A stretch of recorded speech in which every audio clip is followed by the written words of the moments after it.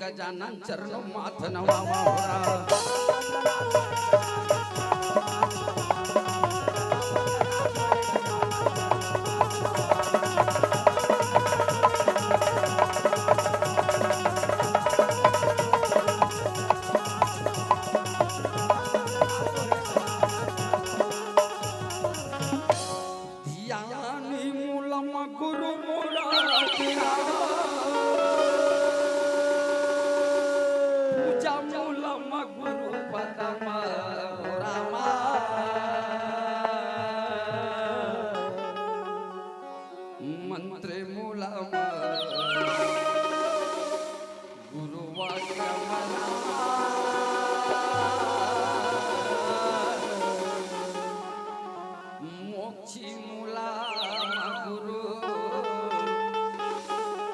कृपा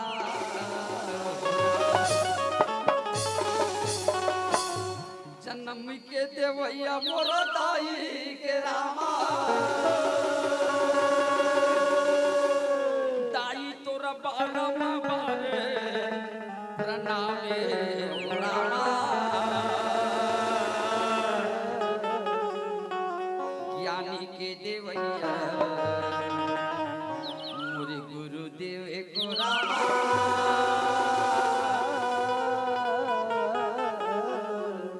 मोरे बार में बारे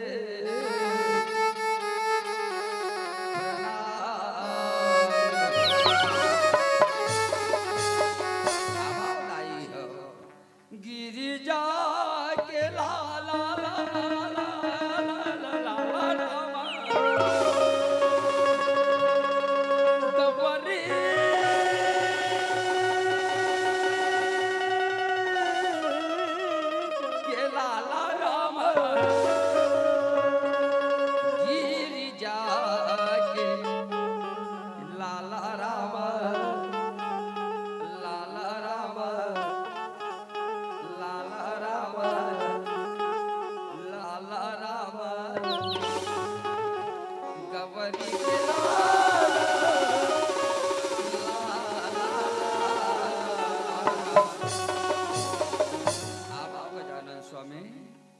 गिरिजा के बेटा राम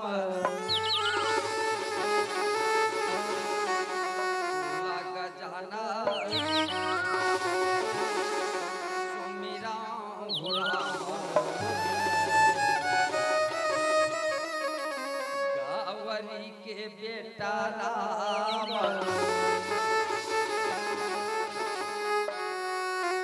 लग जाना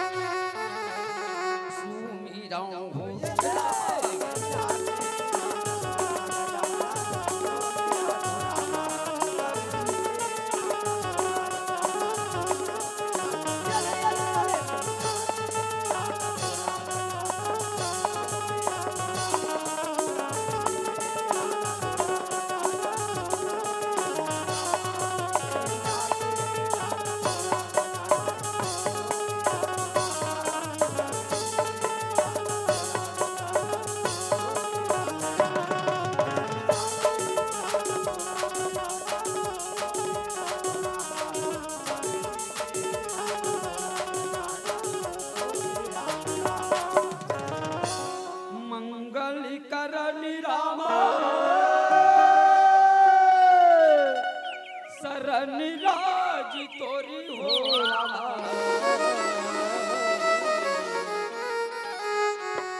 आवा प्रभु जी चरणों में माथे रामा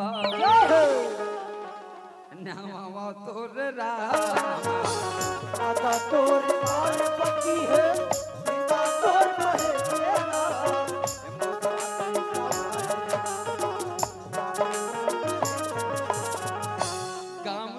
दाई शीतलाओ सुनी ले लइका के पुकारी है रामा माओ लगे रहे भारे भरोसा दाई बालक मन बरा तोर पार्वती है सीता तोर तेरा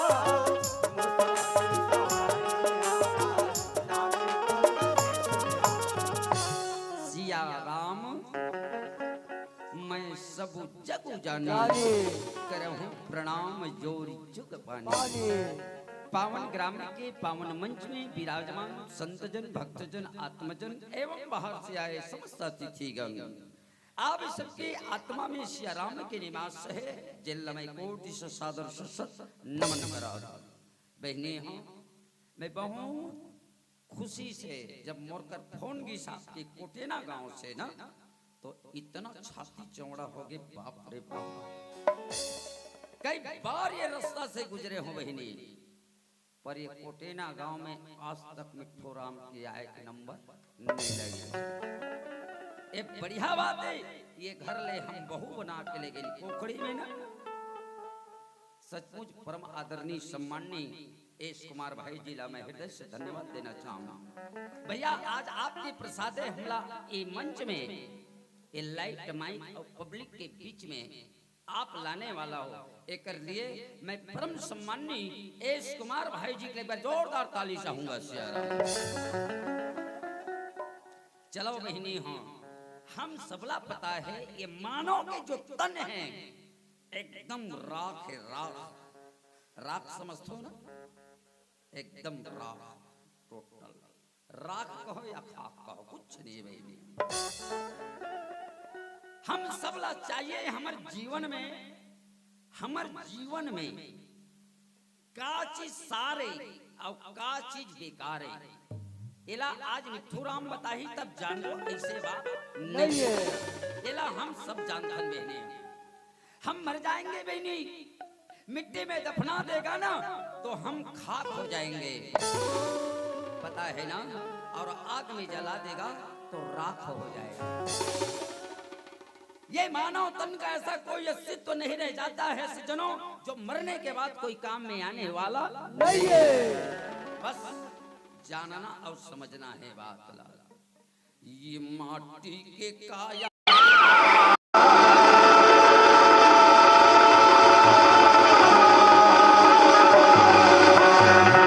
मास्टर, हाँ जी, ये के दिन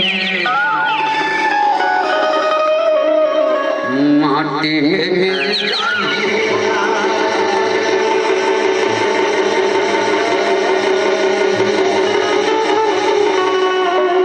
ये रमैया रामा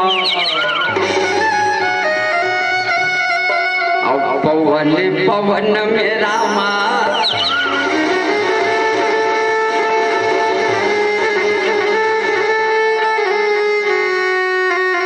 समय जय मैया।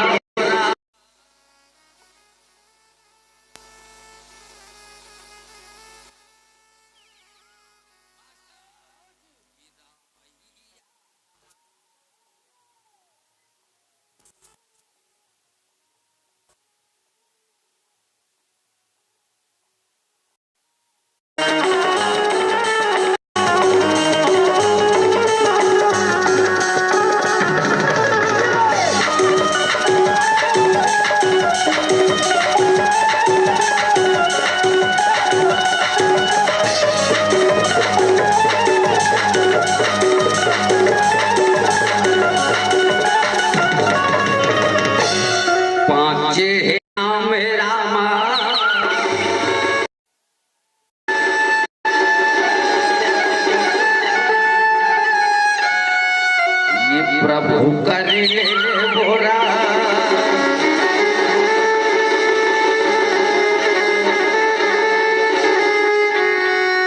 रमैया रामा अब ही हमारे संग मेरा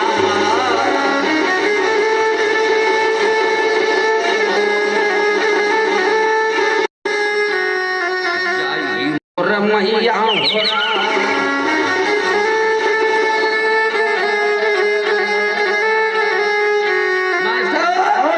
रामैया रामा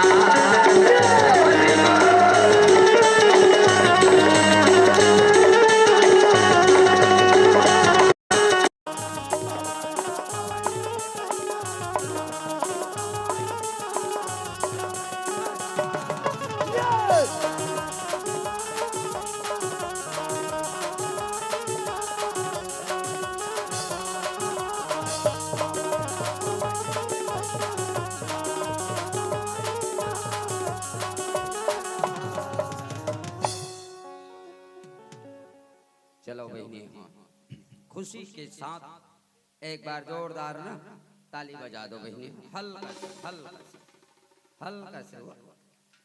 अरे चलो जोरदार ताली बजाओ, क्या बात है। समझदार ऐसे पब्लिक मिलते ना तो गाय बजा के मन अलग होते। कैसी गांव जोरदार ताली बजाओ कभी नहीं आवाज नहीं निकले। कितना प्यारा से गांव के परिचय है सियाराम। हल्का से ताली बजाओ के हो तो जोरदार ताली बजा दो भाई। एक एक बार जोरदार ताली बजा दो।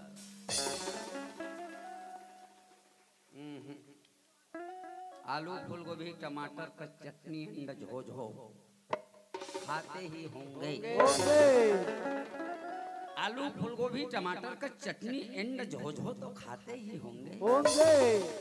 साल में एक बार जिमी कांदा भी तो खा लिया करो। अब जब कलाकार कहते हैं तो उन लोगों के लिए जोरदार ताली भी बजा दिया करो।